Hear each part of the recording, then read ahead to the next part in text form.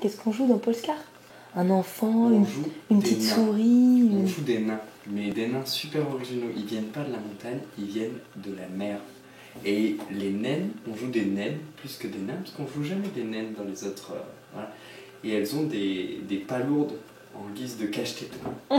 Et ça, c'est vraiment tout le lore du jeu est basé là-dessus. Que se cache-t-il derrière les cache-tétons en palourde des naines? Des tétons? Peut-être. Génial.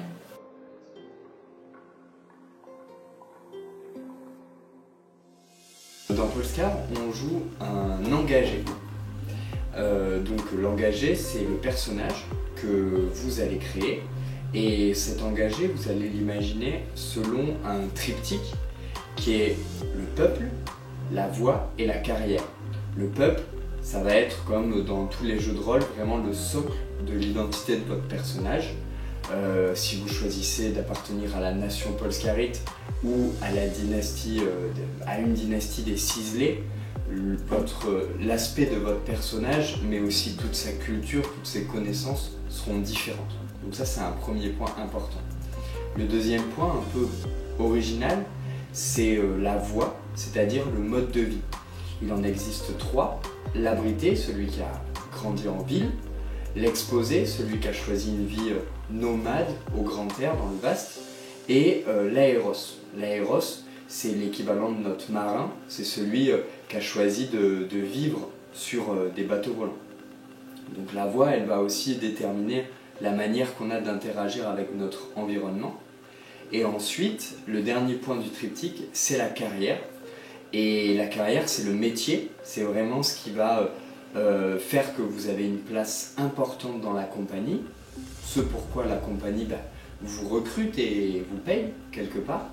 Et ces carrières, il en existe 10 qui seront proposées dans le livre de base. Un deuxième élément important au sujet de l'engagé, c'est le principe des grades. Dans Polescar, le propos, c'est de jouer des humains, avec des vies d'humains, des aspirations d'humains et des problèmes d'humains. Et pour représenter ça, les grades dans Polescar vous proposent de jouer votre personnage, votre engagé, de sa jeunesse à sa vieillesse. Prenons un exemple. Abello, un ferrailleur de la coalition dérivante, par exemple. Et bien, quand vous allez jouer Abello au grade recrue, il va avoir entre 15 et 20 ans. Il est jeune, il est dynamique, il a envie d'apprendre, il vit de petites aventures nocturnes, etc. Et puis à un moment, vous faites pas mal d'expéditions et avec les autres joueurs, vous décidez de passer au grade spécialiste. Et là, vous allez jouer une ellipse entre, c'est pas simplement une montée de niveau, vous allez jouer une ellipse d'une quinzaine d'années. Tous ensemble, vous allez réécrire les histoires de vos personnages pour imaginer ce qui s'est passé pendant ces 15 ans. Et le comptoir, d'ailleurs, de la même manière, le narrateur il va pouvoir faire évoluer le cadre de jeu d'une quinzaine d'années. Et donc, au grade spécialiste, Abello, notre ferrailleur, il s'est spécialisé en soudeur et peut-être qu'il a rencontré une femme avec qui il essaie de faire un enfant. Quelque chose d'extrêmement difficile dans Polescar. Et là, de la même manière, vous allez rejouer un certain nombre d'expéditions pour passer au grade de vétéran.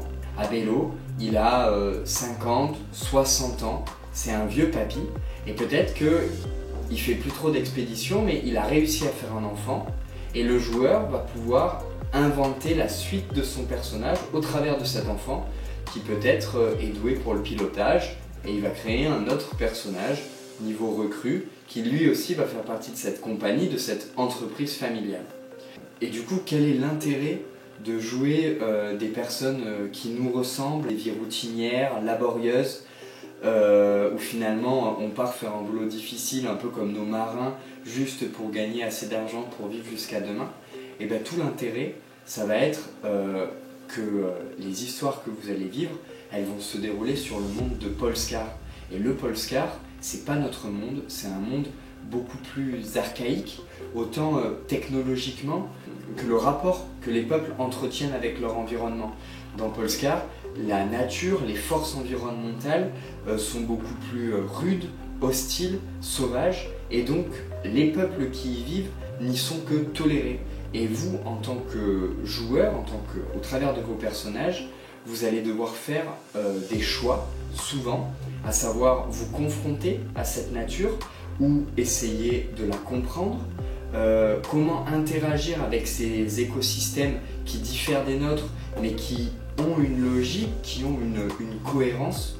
Et il va falloir que vous vous placiez, que vous preniez position dans cette idée de exploiter des ressources pour se développer, pour prospérer, pour améliorer ses conditions de vie, ou ne puiser que le juste nécessaire, le juste minimum, parfois en s'opposant à d'autres logiques. Et ça, en fait, selon moi, c'est des questions que tout le monde devrait ou pourrait se poser à l'heure actuelle, puisque c'est des questions que l'on sera probablement amené à se poser dans un futur plus ou moins proche.